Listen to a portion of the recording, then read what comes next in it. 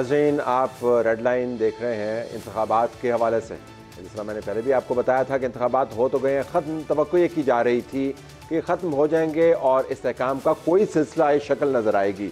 इंतखाबात ख़त्म होते हुए नज़र नहीं आ रहे और अदम इस्तेहकाम की एक नई लहर पाकिस्तान की तरफ आन पहुँची है। इसके अंदर एहतजाज का सिलसिला जारी है। आपको बलूचिस्तान में एहतजाज की डेट्स मिल रही हैं। 4 पार्टीज़ के इत्तेहाद ने एक बाकायदा शेड्यूल अनाउंस किया है। JUI की तरफ से आज प्रेस कॉन्फ्रेंस में वाज़ेह अंदाज से बताया गया है कि वो एहतजाज का क्या रुख देंगे। इस वक्त जब हम बात कर रहे हैं तो GDA की तरफ से भी अनाउंस हो चुका है कि सिंध के अंदर एहतजाज की क्या कैफियत होगी। एक तरफ से ये है और दूसरी तरफ से पाकिस्तान तहरीक इंसाफ एहतजाज को एक और रुख दे रही है। हम उस पर भी बात करेंगे। हमारे स्टूडियोज़ में आमिर इलियास राना साहब मौजूद हैं, हसन अयूब खान साहब मौजूद हैं, बिलतरतीब एक्सप्रेस न्यूज़ और एयरवाई न्यूज़ के सीनियर तज्ज़ियाकार हैं। आप दोनों का बहुत शुक्रिया। हम नाज़रीन आपको बलूचिस्तान भी लेके जाएंगे। सीमिंगली निगलेक्टेड सूबा है, लेकिन मैं आपको बता सकता हूँ कि वहाँ पर एहतजाज बहुत शदीद है और पाकिस्तान की ट्रेडिंग शहरग है। वहाँ पर हालात बहुत ख़राब हैं इस अंदाज से कि वहाँ की ख़बर यहाँ तक पहुँचती नहीं है। उस ख़बर के बारे में भी आपको बताएंगे। जलाल नूरज़ई साहब हमें वहाँ से ज्वाइन कर रहे हैं। हम नाज़रीन JUI के लीडरान से बात करेंगे। इलेक्शन की कवरेज के लिए जब मैं लड़काना गया तो वहाँ पे राशिद महमूद सोमरो साहब से मेरी मुलाकात हुई। उनके एक इकट्ठ के अंदर मैंने शिरकत की इलेक्शन कवरेज के हवाले से और उसके अंदर उन्होंने वाज़ेह अंदाज में उस वक्त बता दिया था कि अगर इलेक्शन में धांधली हुई तो फिर दमादम मस्त कलंदर होगा। अब उन्होंने क्या स्ट्रेटजी बनाई है, नवाज शरीफ को क्या मशवरा दे रहे हैं, राशिद सोमरो साहब से भी बात करेंगे।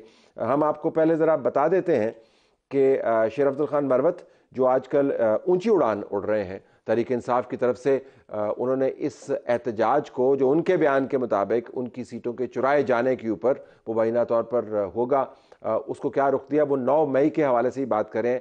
सुनिए वो क्या कहते हैं। वज़ीर आज़म और वज़राए आला बनेंगे, उनको ये बताना चाहते हैं कि ये पाकिस्तान तहरीक इंसाफ की क़ियादत का फर्ज है कि हम अपना मैंडेट आपके हल्क से निकाल के अवाम को वापस करें। हम किसी भी हालत में अपने इस हक से दस्तबरदार नहीं होंगे। जरूरत पड़ी तो खान साहब अगर एजुटेशन की कॉल देंगे, कतई नजर इसके कि हमें 9 मई के नाम पे डराया जा रहा है। 9 मई दोबारा हो या 10-12 हो, पाकिस्तान के लोगों का जो हक है वो उनको हम दिलाएंगे। ये क़ियादत का फैसला है। तो आप देख रहे हैं कि किस तरह वो 9 मई को रिडिक्यूल कर रहे हैं और कह रहे हैं कि एक 9 मई हो या कितने 9 मई हो, मैं बिल्कुल केयर नहीं करेंगे और हम ये अपनी जो चोरी हुई सीटें हैं उनके बयान के मुताबिक आपके हलक से निकालेंगे।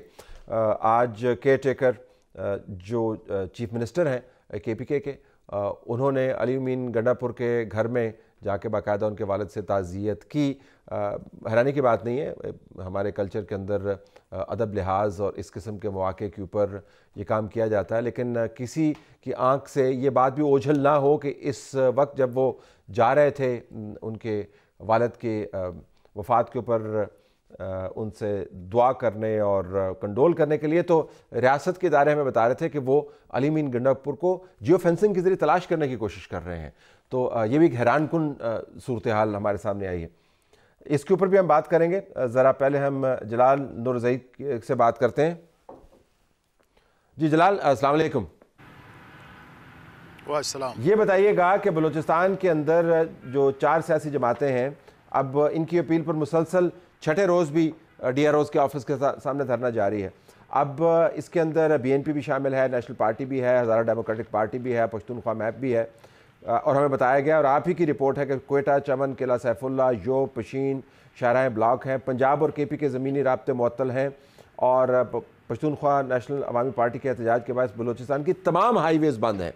तो ज़रा लेटेस्ट सूरत हाल बताइएगा कि अगली शक्ल इस एहतजाज की क्या होगी। देखिए तलत साहब के यकीनन बलूचिस्तान के अंदर हालात गैर यकीनी है और एक बहरान की कैफियत है और फिर इस एहतजाज के अंदर एक तरफ तो अगर 4 जमाती इत्तेहाद है वो सूबे के मुख्तलिफ इलाकों में एहतजाज पर है और कई दिनों से यहाँ कोयटा के अंदर भी इनका धरना जारी है और फिर वहाँ पे पश्तूनख्वा नेशनल पार्टी ने आज भी कौमी शाहराह खुसूसन बलोच पश्तून बेल्ट के अंदर वो बंद की गई थी उनकी जानिब से और जमहूरी वतन पार्टी भी नवाब खान बुगटी का पोता शाहजैन बुगटी उसकी जमात जमहूरी वतन पार्टी भी एहतजाज अनाउंस कर चुकी है और उन्होंने भी तहफ़्फ़ुज़ात का इज़हार किया है कि उनके साथ भी मामलात अच्छे इलेक्शन के दौरान नहीं हुए हैं। और अब सूरत हाल ये है कि यहाँ पे कोयटा के अंदर 15 तारीख़ को भी एक एहतजाजी एक सिलसिला होगा पूरे सूबे के अंदर 4 जमाती इत्तेहाद की जानिब से।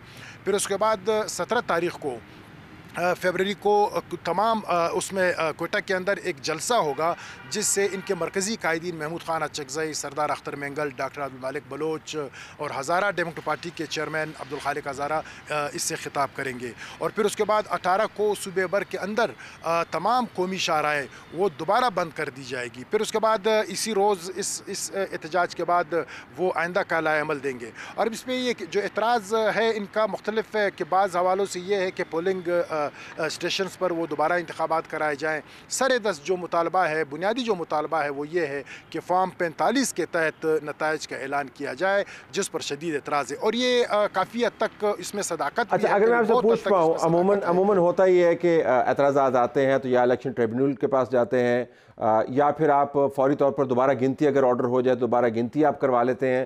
तो मैं देख रहा था कि बलूचिस्तान में ये दोबारा गिनती का जब अमल शुरू हुआ तो वहाँ पर फायरिंग हो गई और 2 लोग जाँ बहक हो गए।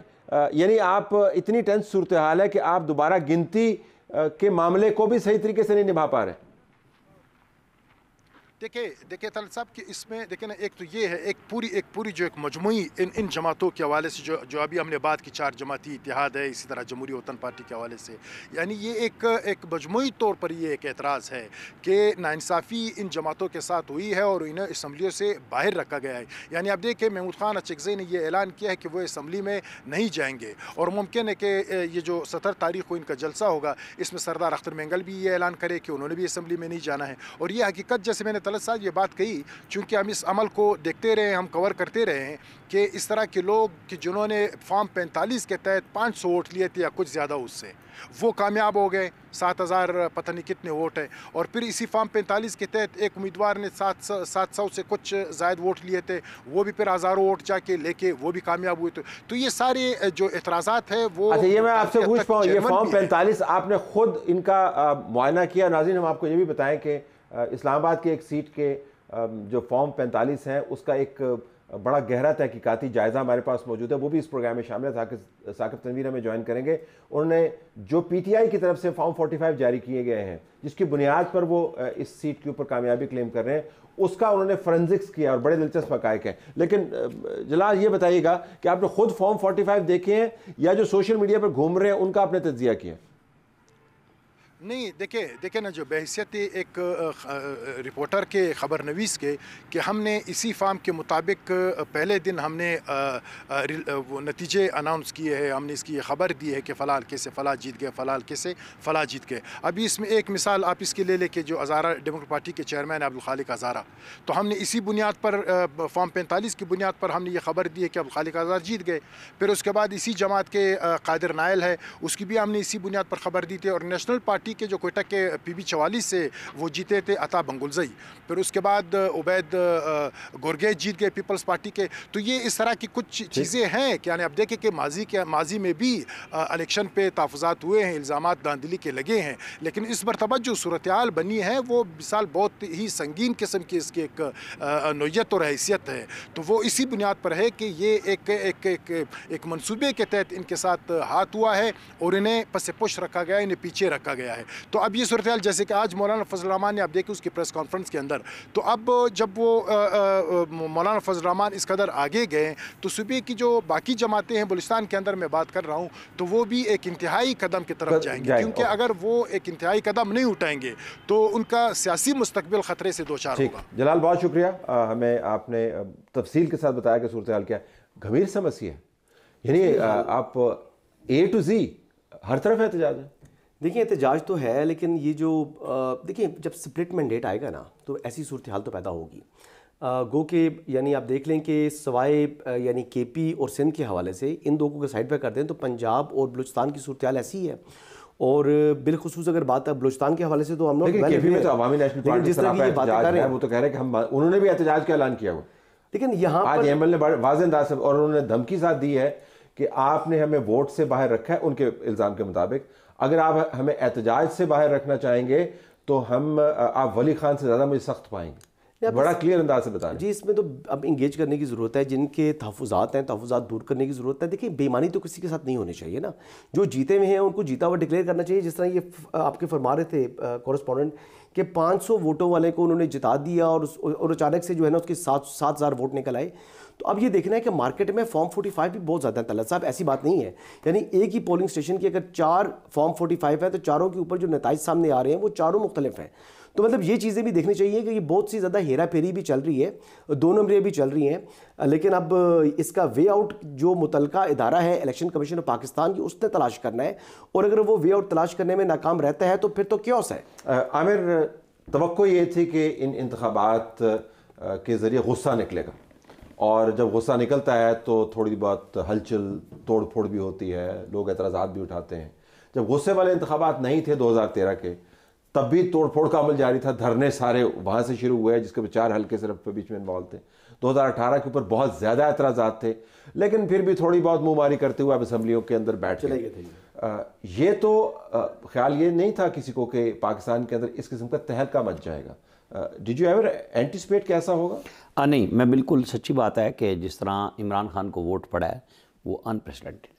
एक सीधी सी बात पहली तो यह है कि लोगों ने अपना गुस्सा निकाला, लेकिन मौलाना फजलुर रहमान पिछली दफ़ा पार्लियामेंट में जाने से पीछे हट रहे थे और वो कह रहे थे कि बाइकआउट करो। आज वो कह रहे हैं बाइकआउट नहीं करना, मैं असम्बली में भी बैठूंगा और एहतजाज में नवाज शरीफ मेरे साथ आ जाए। उन्होंने PMLN का नहीं कहा, उन्होंने जानबूझ के उनका लफ्ज़ यूज़ किया कि एक शख्स को, कि भाई शायद उनका ख्याल है, और उन्होंने इल्ज़ाम भी लगा दिया मुख्तलिफ इंटरव्यूज़ में कि जी उनको तो पता है कि वो हार गए थे, उनको जिताया गया है। तो वो अपने उस इल्ज़ाम को तक़वियत पहुँचाने के लिए, अब इसका जवाब तो नवाज शरीफ दे सकते हैं कि उन्हें क्या पता है और क्या नहीं पता है, लेकिन जो फ़िज़ा बन रही है वो अच्छी नहीं है।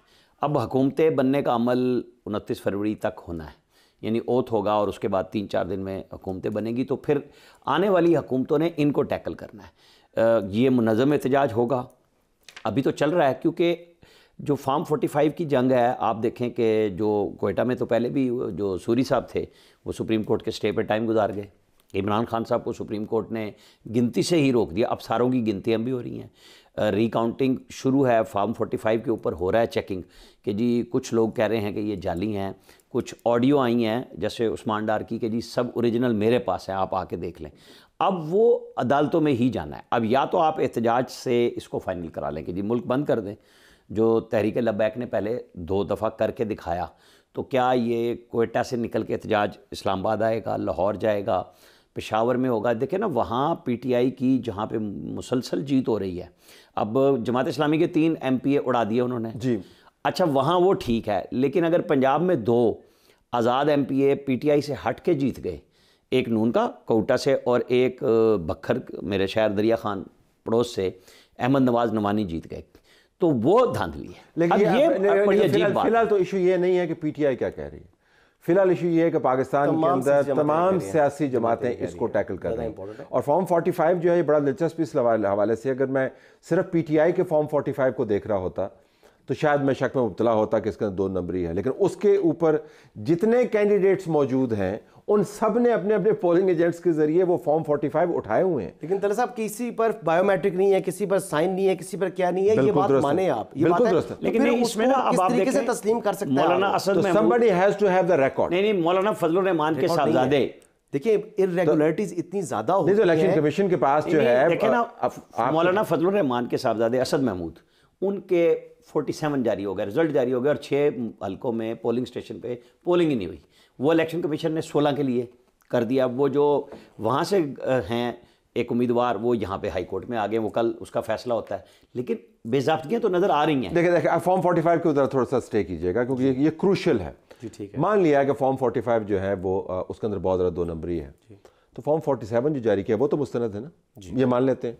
तो फॉर्म 47 जो है वो डेरिवेटिव है फॉर्म 45 का, तो उन्होंने किसी जगह से नतीजा निकाला होगा अपने फॉर्म 45 से, अपने फॉर्म जो आरओ के पास वो फॉर्म 45 तो मौजूद होंगे ना जी, होंगे। तो उन फॉर्म 45 को आप फिर वेबसाइट के ऊपर अपलोड कर दें, जो 7 दिन में आपने करना होता है। 18 दिन में आए थे, लेकिन आपको करना चाहिए ना। हाँ, अगर देखें मतलब लेकिन अब हम हर चीज को ये कहें कि जी 47 आपको एकदम शुरू हो जाएगा तो ऐसा नहीं होगा। इलेक्शन कमीशन की कॉम्पिटेंस के ऊपर अभी भी आपको इत्मीनान है कि वो इस तरह कर सकते हैं? देखिए, आपका जो अमला था वो ट्रेन नहीं था। जो फॉर्म 45 आप इशू कर रहे हैं तमाम लोगों को, एक तो एक हल्के के अंदर मैंने नहीं को देखा एक आध हल्का भी ऐसा हो जहां पर तमाम के तमाम फॉर्म 45 प्रिजाइडिंग ऑफिसर से उम्मीदवार ने लिए हैं। कोई एक हल्का भी ऐसा नहीं होगा पूरे मुल्क के अंदर। एक चीज़ तो ये होगी। दूसरी चीज़ ये है कि जो फॉर्म 45 दिए हैं, किसी पर अंगूठा नहीं है, किसी पर साइन नहीं है, किसी पर क्या नहीं है, कोई कार्बन कॉपी है, पता नहीं क्या क्या, मतलब इनकी चीज़ें। तो बात वही 2013 वाली बात आ गई कि चौधरी निसार साहब ने कहा था ना कि इसकी मैग्नेटिक जो इंक है उसकी एक एज है। तो अब फॉर्म 45 वाला जो मैटर है ना, ये अब इलेक्शन कमीशन से सॉर्ट आउट नहीं होगा। ये मामला जाना है ट्रिब्यूनल्स के अंदर, जहां से लीगल। लेकिन देखें, आप लॉ को बेहतर समझते हैं, ट्रिब्यूनल्स के अंदर भी एविडेंस बेस्ड होगा। 4 मंथ्स के अंदर जी, 4 मंथ्स के अंदर ट्रिब्यूनल्स को इन मैटर्स को कंक्लूड करना होगा। लेकिन हड़ताल उससे पहले, लेकिन 4 मंथ भी लिखा हुआ है, होता नहीं है। हमें पता है साल गुजर जाते हैं, 4-4 साल गुजरते रहते हैं। मतलब वो एक कहानी है। इस मरतबा ये बात लटकेगी नहीं। और दूसरी बात ये है कि देखें, बलोचिस्तान के अंदर जब ये होता है ना, पंजाब के अंदर या पंजाब बेस्ड जो मीडिया है उसको कवर इस वजह से नहीं करता, उनका ख्याल है बहुत दूर हो रहा है। लेकिन तमाम की तमाम दुनिया जो है ना, पाकिस्तान को जब देखना शुरू करती है इन्वेस्टमेंट के हवाले से, ट्रेड के हवाले से, वो बलोचिस्तान से शुरू करती है। उसके बाद SIFC सारी खड़ी बलोचिस्तान पे है। और उसके बाद जब आप जाते हैं पाकिस्तान की सिक्योरिटी के हवाले से, तो अगला स्टॉप उनका KP होता है। ठीक है, फिर आपने पोर्ट के हवाले से जाना, फिर वो जाते हैं सिंध की तरफ, फिर आते हैं पंजाब की तरफ। लेकिन पंजाब की तरह सूरत हाल बताइए। कल जो शहबाज शरीफ साहब जो थे, वो तो बिल्कुल जुमला तो इनका है, रावी जो है इनका चैन ही चैन लिख रहा था। शहबाज शरीफ साहब के चेहरे पर तो ना कोई परेशानी थी, ना उनको लग रहा था कि मॉरल लेजिटिमेसी उनकी हुकूमत की क्या है। देखें, उनके पास सीटें वैसी कम है, उनकी 29 सीटों के ऊपर क्रूशल सवालिया निशान है। मौलाना फजल रहमान ने भी कहा, खुर्शीद साहब ने भी कहा, उनकी जमात के सरबराह की सीट के ऊपर सवालिया निशान है। लेकिन वो तो ठंड प्रोग्राम में बैठे हुए थे। देखें, वो आपने भी ट्वीट किया था कि नवाज शरीफ के सारे हार गए, और PDM 2 मतलब आपने पहले दिन किया था। इशू ये है कि वो तो वज़ीर आज़म बनने जा रहे हैं, लेकिन कैसे 29 सीटों के ऊपर सवालिया निशान है? ये रिजल्ट फाइनल हो जाएगा। तला साहब, ये इखलाकी और रसूली तौर पे बिल्कुल दुरुस्त बात है। लेकिन जब हम माजी के साथ मिला के करते हैं कि जब वो कौमी सूबाई असम्बली में पंजाब में अक्सरियत में थे 2018 में, तो हुकूमत तो बुज़दार की बनी ना, PTI की बनी थी। तो यहाँ कौन इखलाक और रसूल को देखता है? यहाँ तो दबड़ गुस्सा है, वो जो कहते हैं प्रोग्राम बढ़ गया। यहाँ पे लोगों ने वोट भी इसको दिया है। कौन इखलाक पे वोट देता है? कौन कारकर्दगी पे वोट देता है? यहाँ तो है मौला जट बनो, दिखाओ मुक्का, दिखाओ डंडा, रिजल्ट लो। हमारी कौम ने रिजल्ट क्या दिया से जी? आप देख लें, कौन सी शराफत रह गई है? गवर्नेंस मॉडल जो दोबारा पेश कर रहे हैं बानी चेयरमैन तहरीक इंसाफ के, अली अमीन गंडापुर उनका CM का उम्मीदवार है जी। मतलब देखें, यानी अगर पहले उन्होंने दिया महमूद खान, आतिफ खान को इग्नोर किया, पंजाब के अंदर भी उन्होंने जो है वो लेकर आए सरदार उस्मान बुज़दार साहब को, अभी अली अमीन गंडापुर जैसा शख्स को वो बीच में लेकर आ रहे हैं।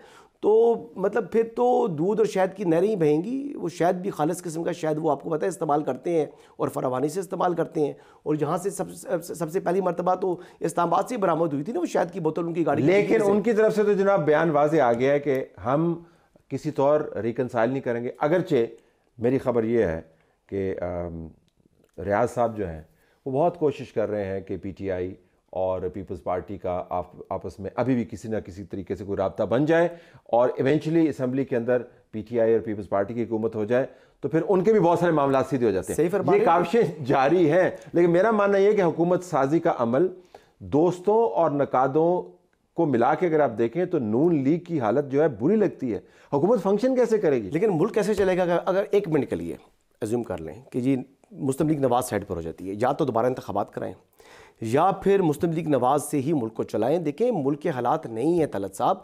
आप ये देखें कि ऑलरेडी पाकिस्तान के जो लोगों की आवाम की मुश्किलात बन चुकी हैं फाइनेंशियली, और वैसे भी डे टू डे अफेयर्स भी सही तरीके से नहीं चल पा रहे।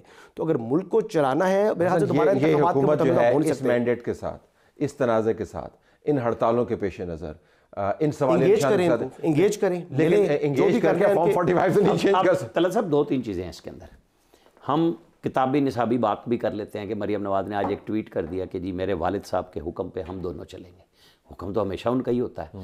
वज़ीर आज़म जब पहले बने थे वो उनके हुक्म से ही बने थे, मेरे और आपके कहने से तो नहीं बने थे। मैंने जिन्होंने भी किया हुक्म उन्हीं का था। वो ना कह देते तो ये नहीं बन सकते थे।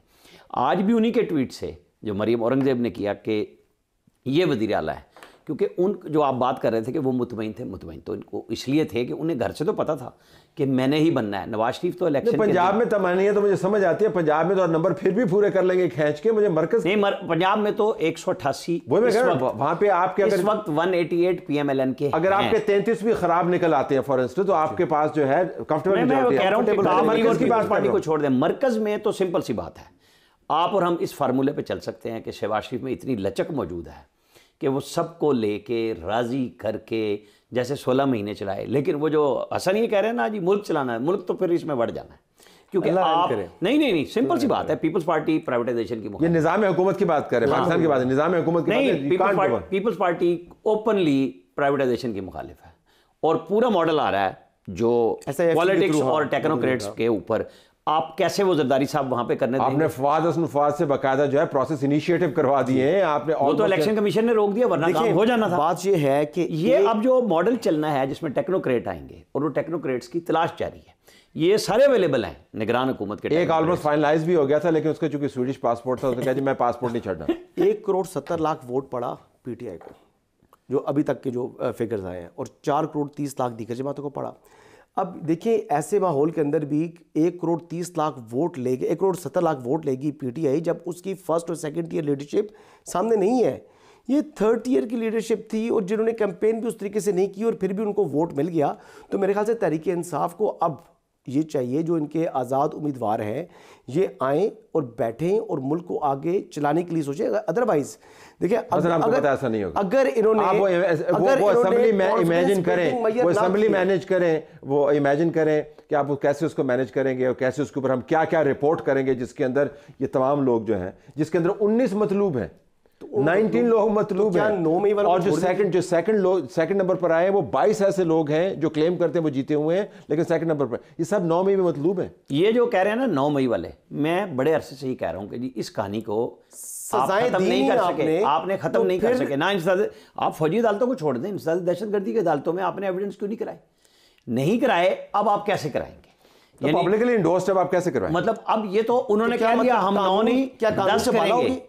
आपने अभी आवाज भी सुनाई कि हम 9 नहीं 10 करेंगे, क्या मतलब है इसका? अब ये स्टेट को सोचना चाहिए, या तो बैठ के नेगोशिएट कर लें, मतलब जो TTP से नहीं करने थे वो इनसे कर लें। मकसद ये है कि जब पाकिस्तानियों ने उनको वोट किया, आपकी अदालतों ने रास्ता दिया, तो मैं और आप कितने दिन क्वेश्चन उठाएंगे? क्यों उठाएंगे? तलत साहब, दूसरा 9 मई अगर इन्होंने करने की सोची तो मैं आपको ये बता रहा हूँ कि गवर्नमेंट साइड पर कर दें। आपकी जो रियासत है या जो आपकी इस्टेब्लिशमेंट है वो अलाउ नहीं करेगी, उसने रिएक्ट करना है और फिर हालात बहुत कशीदा हो सकते हैं और फिर शायद चीज़ें हाथ से निकल सकती हैं। लिहाजा PTI को इस वक्त मैच्योरिटी का सबूत देना होगा। तसादुम की तरफ अगर वो बढ़े तो नुकसान सबसे पहले उनका अपना होगा और फिर मुल्क का होगा। एक मैं चीज़ बीच में ऐड कर दूँ चलते कि इस वक्त सिर्फ PTI की तरफ से ये इशारे नहीं आ रहे इस्टेब्लिशमेंट की तरफ, तमाम जमातें जो इस वक्त एहतजाज की सूरत में है, हालत में है, वो सब इस्टेब्लिशमेंट। मौलाना फजलुर रहमान साहब जो हैं वो बिल्कुल अगर वो बात कर रहे हैं तो उनके ग्रीवियंस को दूर होना चाहिए। मौलाना साहब कभी भी वैसे हल्की बात नहीं करते, वो बात कुछ सोच समझ कर करते हैं। मेरे ख्याल के मुताबिक अगर उनके कुछ जायज़ चीज़ें हैं उसको इनको बैठना चाहिए, एड्रेस होनी चाहिए। आप दोनों का बहुत शुक्रिया। आज JUI ने एक भरपूर इस्लामाबाद में प्रेस कॉन्फ्रेंस की, एहतजाज का एक शेड्यूल दिया हमें। राशिद महमूद सोमरो साहब ज्वाइन कर रहे हैं, secretary general JUI Sindh. Rashid साहब बहुत शुक्रिया। ये बताइएगा, जब हम लाड़काना में आपके इज्तिमा की रिपोर्टिंग के लिए पहुंचे थे तो आपने कहा था कि मुमकिन तौर पर रिगिंग हो सकती है। अब आप एहतजाज की तैयारी कर रहे हैं और एहतजाजी हालत में भी हैं, आपको मौक़िफ़ क्या है? रिगिंग किसने करवाई, क्यों करवाई, कैसे करवाई? तलत साहब, सबसे पहले तो आपका बहुत शुक्रिया। आप स्टेज पर मौजूद थे लाड़काना में, आपको याद होगा इंतखाबी कैंपेन के हवाले से मौलाना फजलुर रहमान साहब जब मौजूद थे तो वहाँ मैंने एक बात की थी जो आपने अपने प्रोग्राम में चलाई भी थी कि अवामी मैंडेट को जब 70 में मानने से इनकार किया गया तो मुल्क जो है वो फिर तकसीम हुआ। अब भी हम बताना चाहते हैं कि हमारी मालूमात ये है कि अवामी मैंडेट चुराने की साजिशें हो रही हैं और आज वो चीज़ साबित हुई। दर्जनों वीडियोस आपके सामने मौजूद हैं, मैंने ख़ुद पोलिंग स्टेशंस पे वीडियोस रिकॉर्ड की हैं जो मेरे मोबाइल में मौजूद हैं। उसके बाद हालत ये है कि फॉर्म 45 पर हम जो हल्के जीत चुके हैं, फॉर्म 47 में वो हार चुके हैं। फिर आरओ और डीआरओ रिकाउंटिंग से इनकार कर रहा है, इलेक्शन कमीशन समाअत से इनकार कर रहा है। इन हालात में फिर आप हमें बताएं कि सवाए इसके कि जो एहतजाज हमने शुरू कर रखा है पिछले 5-6 दिनों से, या मज़ीद आज मौलाना फजलुर रहमान साहब ने जो मरकज़ी मजलिस आमला के फ़ैसले कौम के सामने रखे हैं, हमारे पास रास्ता क्या बच जाता है? यही रास्ता है कि अब हम आवाम के पास जाएं और आवाम के थ्रू अपने फ़ैसले मनवाएं, और अब जो भी फ़ैसले होंगे वो मैदान में होंगे। ये फरमाइएगा कि आपका शुमार क्या है कि मुल्क भर में कितनी सीटों पर मुबैना तौर पर घपला हुआ है? किस पर नहीं हुआ? जो 4-5 सीटें भी आ गई हैं वो उनकी फिगर से आउट हो रही थी। उन्होंने फिगर ये बनाई हुई थी कि मिसाल के तौर पर JUI 50,000 ले रही है और जितवाने वाले को 60,000 देने हैं। वहाँ अवाम ने आके कोई 70, 75, 80,000 वोट JUI को दे दिया और वहाँ वो मैनेज नहीं कर सके। 3-3 दिन तक मैनेज कर करके हमें सीटें हरवाई गई हैं। फॉर्म 45 के नताइज को मुस्तरद करके 47 पे लिखा हुआ है कि 2 पोलिंग स्टेशन के नताइज नहीं आए, लेकिन हम रिजल्ट अनाउंस कर रहे हैं JUI के मुखालिफ फरीक के हक में। फॉर्म 45 में 5,000 की लीड से हम जीत रहे हैं, फॉर्म 47 पे 1,800 से हार रहे हैं। तो ये कोई एक हल्का नहीं, पूरे मुल्क के अंदर यही सूरत हाल KPK में हुई है, यही बलूचिस्तान में हुई है, यही सूबा सिंध के अंदर हुई है कि हमारा बाकायदा एक आलमी प्रेशर के तौर पर रास्ता रोका गया। शायद अफगानिस्तान के साथ मौलाना फजलुर रहमान की मुफाहमती सियासत और मुल्क के लिए जो एक नरम गोशा था उसको आलमी कुव्वतों ने कबूल नहीं किया। फ़लस्तीन के हवाले से हमारी एक तवाना आवाज़ को शायद आलमी कुव्वतें कबूल करने के लिए तैयार नहीं हैं। इसराइल के ख़िलाफ़ हमारी भरपूर मुहिम को शायद आलमी कुव्वतें कबूल करने के लिए तैयार नहीं हैं। हमें जो सज़ा मिल रही है वो फ़लस्तीन के साथ खड़े होने की मिल रही है, क़िबला अव्वल बैतुल मुक़द्दस के साथ खड़े होने की मिल रही है। हमें जो सज़ा मिल रही है वो अफ़गानिस्तान और पाकिस्तान के दरमियान अमन के लिए पुल का किरदार अदा करने की मिल रही है। दुनिया शायद हमारे इस अमन के रवज से नाराज़ है और वो समझते हैं कि उनके रास्ते में जमीयत उलमा इस्लाम रुकावट है। देखिए, सिंध में तो आपकी तोपों का रुख जरदारी साहब और पीपल्स पार्टी की तरफ था, लेकिन अब आपने एक मुल्क भर की तस्वीर बनाई है, तो बाकी जगहों पर कौन कर रहा है? बैनुल अक़वामी कुव्वतें कैसी काम कर रही हैं, इसकी वजाहत कीजिएगा। अमूमन यही कहा जाता है कि साजिश हुई है। देखिए तलत भाई 2018 में 1 लाडला था, अब 4 लाडले हैं। तो उन लाडलों को आप मिला लें, कोई लाडला उन्होंने सिंध में बिठाया है, एक लाडला पंजाब में बिठाया है, एक लाडला उन्होंने जो है वो बलूचिस्तान में बिठाया और एक लाडला KPK में बिठाया है। पहले 1 लाडला था, वो इनसे संभाला नहीं गया, अब 4 लाडले बिठाएं। अल्लाह जाने कि इन 4 लाडलों को कैसे संभालेंगे। 1 लाडला उनके गले पड़ा हुआ है। अब आज ये बताएं कि 9 मई का जो उनका बयानिया था वो ठीक था या 8 फरवरी का बयानिया और 9 फरवरी के नताइज ठीक हैं? दोनों में से किसी एक चीज को उन्होंने कबूल करना होगा और किसी एक चीज को छोड़ना होगा। आपके एहतजाज की नौयत क्या होगी, इस पर रोशनी डालिएगा। एहतजाज पुरअमन होगा, जमहूरी अंदाज से होगा, जमहूरियत से बालातर नहीं होगा, लेकिन होगा एहतजाज। जिस आप देख रहे हैं कि हाईवेज हमने बंद किए थे, फिर हम प्रेस क्लबों पर ROs DROs ऑफिस के सामने एहतजाज करके, ज़िला इलेक्शन कमिश्नर के ऑफिसों के सामने एहतजाज करके, कल हम सूबाई इलेक्शन कमिश्नर के दफ्तर के सामने एहतजाज करने जा रहे हैं। परसों पीर साहब पगाड़ा की क़यादत में हैदराबाद हाईवे बंद करने जा रहे हैं और परसों ही जमीयत उलमा इस्लाम सिंध पंजाब बॉर्डर बंद कर रही है, गैर मुअय्यना मुद्दत के लिए बंद कर रही है। पंजाब से कोई गाड़ी सिंध में और सिंध से कोई गाड़ी पंजाब में दाखिल नहीं होगी। 3 मकामात से मोटरवे और फिर कम्मू शहीद घोटकी से और फिर कश्मीर से सिंध पंजाब बॉर्डर JUI गैर मुअय्यना मुद्दत के लिए बंद करने याद दहानी के लिए आपका बुनियादी मुतालबा क्या है, इंतखाबात का या क्या? हमने इंतखाबी नताइज को मुस्तरद किया है। मुल्क के अंदर असर नो इंतखाबात, साफ और शफाफ इंतखाबात का मुतालबा है। आपके एहतजाज की तारीख ताबनाक नहीं है। सुप्रीम कोर्ट आए, पलट गए, इस्लामाबाद के सामने आपने धरना दिया, फिर पलट गए। हम नहीं चाहते कि केओस हो, लेकिन मैं याद दहानी के लिए बताना चाह रहा हूँ, एहतजाज आपके ऐसे ही होते हैं, इस मरतबा क्या मुख्तलिफ होगा? ऐसा नहीं है तलत साहब, बड़ी माजरत के साथ, हम पुरअमन लोग हैं। हम पार्लियामेंट पे हमला करने की हिस्ट्री हमारी नहीं है। पीटीवी पर हमला करने की हिस्ट्री हमारी नहीं है, एसएसपीज को गले से घसीटने की हिस्ट्री हमारी नहीं है, जनाजे उठा के सरकारी दफ्तरों को जलाने की हिस्ट्री हमारी नहीं है। हम तो इस जमहूरियत के लिए एक प्रोग्राम से 80-80 जनाजे हमने उठा लिए। मैंने अपने वालिद का गोलियों में छलनी जनाजा उठा लिया।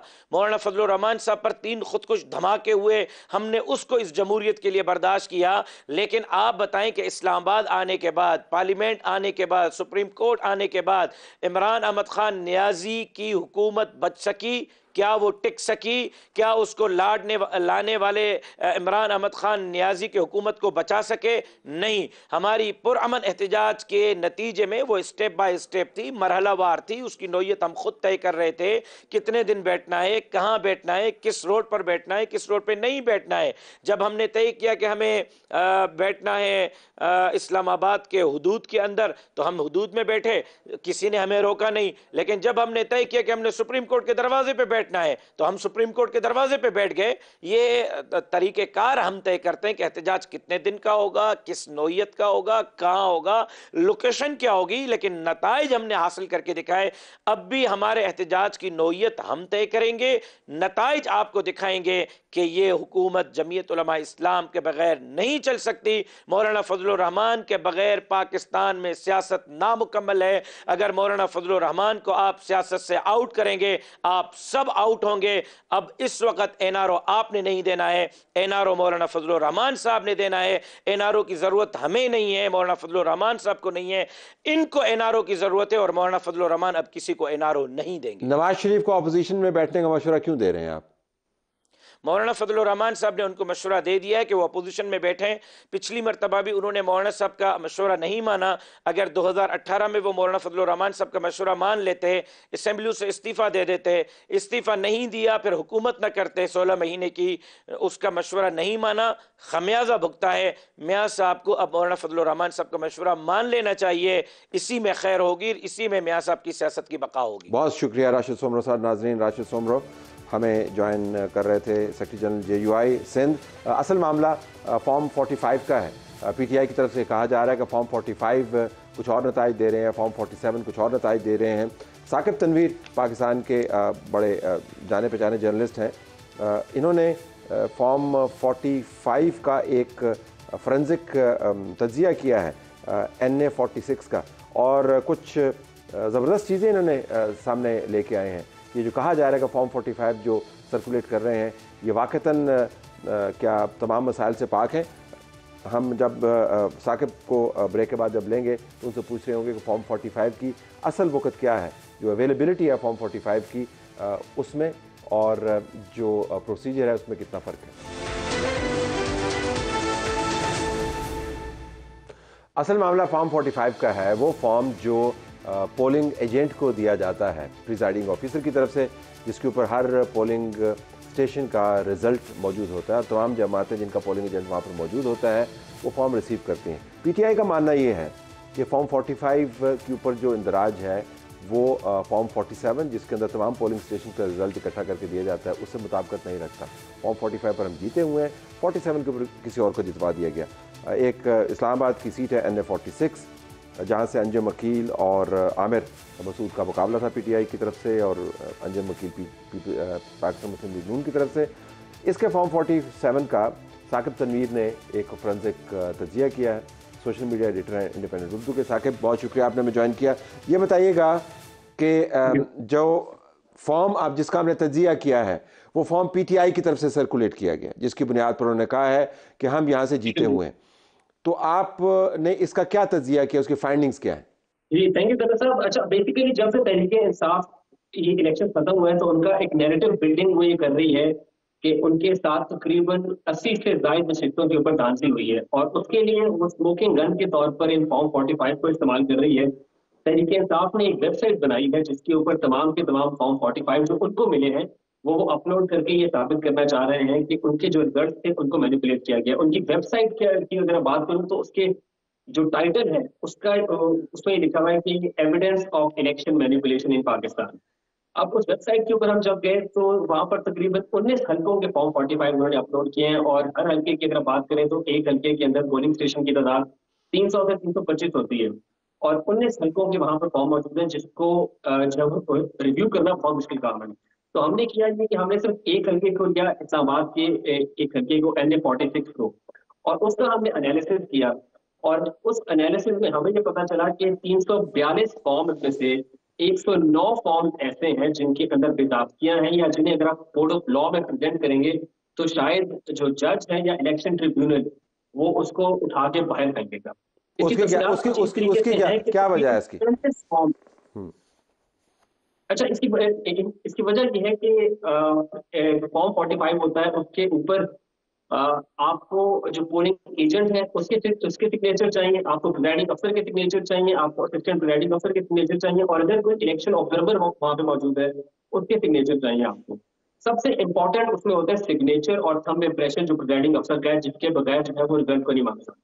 तहरीक इंसाफ ने जो फॉर्म 45 अपलोड किए हैं अपनी वेबसाइट के ऊपर, जिनकी बेसिस पे वो ये कह रहे हैं कि वो ये इलेक्शन जीते हैं, उसमें से 342 में से 109 फॉर्म्स ऐसे हैं जिनमें या तो साइन मौजूद नहीं है, या थंब इंप्रेशन मौजूद नहीं है, या वो पेंसिल से फिल किए गए हैं, या उसमें 20 के करीब फॉर्म ऐसे हैं जिसमें पाकिस्तान तहरीक इंसाफ या नून लीग का जो गढ़ होता है वो तो मेंशन ही नहीं है। तो जो तहरीक इंसाफ की जो स्मोकिंग गन है उसके थ्रू वो ये साबित करना चाह रहे हैं कि उनका मैंडेट चोरी किया गया, बट उस स्मोकिंग गन में इतना बड़ा झोल है कि शायद they had shot themselves in the foot with the same smoking gun.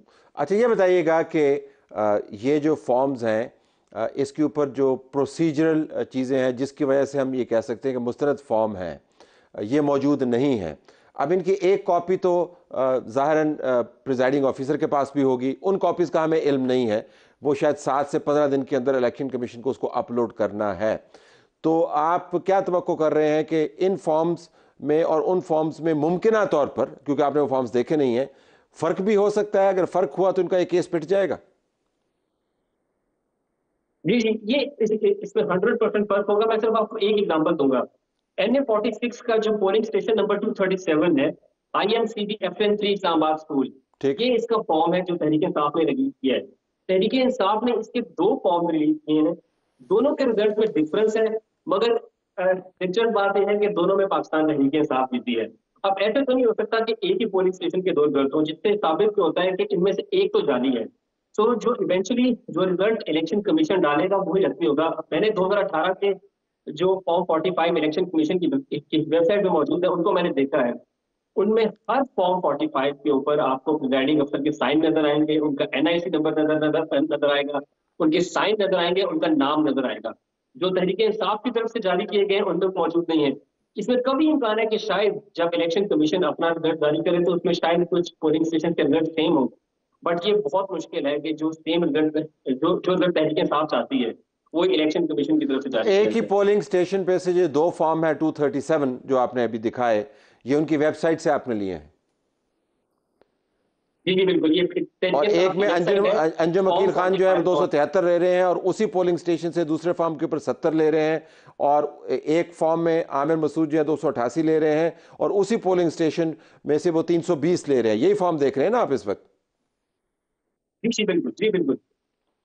तो आपका बयानिया ये है कि एविडेंस जिसको वो एविडेंस के तौर पर ला रहे हैं उसकी सेहत मशकूक है बहुत। देखिए दरअसल आज तहरीक इंसाफ के ऑफिशियल अकाउंट से एक ट्वीट हुई जिसके अंदर उन्होंने ये कहा कि जी हमने फॉर्म 45 जारी किए हैं जो कि original sign legally binding form 45, ये आज 12 घंटे पहले तहरीक इंसाफ के ऑफिशियल अकाउंट पे ट्वीट हुई है। और इन फॉर्म 45 को जैसे मैंने कहा वो स्मोकिंग गन या एज एन एविडेंस पेश कर रहे हैं कि इलेक्शन के अंदर जो फॉर्म 47 इवेंचुअली इलेक्शन कमीशन ने रिलीज किए उनका रिजल्ट इन फॉर्म 45 से टैली नहीं करता है, बट उन्हीं ओरिजिनल साइन और जो legally binding form 45 Tehreek Insaf के हैं और किसी भी कोड ऑफ लॉ के अंदर मेरा नहीं ख्याल कि उनमें जो 109 फॉर्म है जो कि तकरीबन पूरे बहुत शुक्रिया, जो बहुत बड़ा नंबर है, बहुत बड़ा नंबर है, क्योंकि आपको सिर्फ एक पोलिंग स्टेशन के ऊपर 100 वोट आगे पीछे करने होते हैं। 100 पोलिंग स्टेशन के ऊपर ये हुआ तो आप खुद ही उसका नंबर निकाल लें। अगर 150 वोट आपने 100 पोलिंग स्टेशन के ऊपर आगे पीछे किए हैं तो आप देख लें कि लीड कितनी बनती है। तो मामला इतने सादे नहीं है कि आपने अपलोड कर दिया और आपने एविडेंस दे दिया। जो आपने अपलोड किया है वो कितना मुस्तनद है, ये आने वाले दिन में तराजा फैलेगा। इजाज़त चाहते हैं, अल्लाह हाफ़िज़।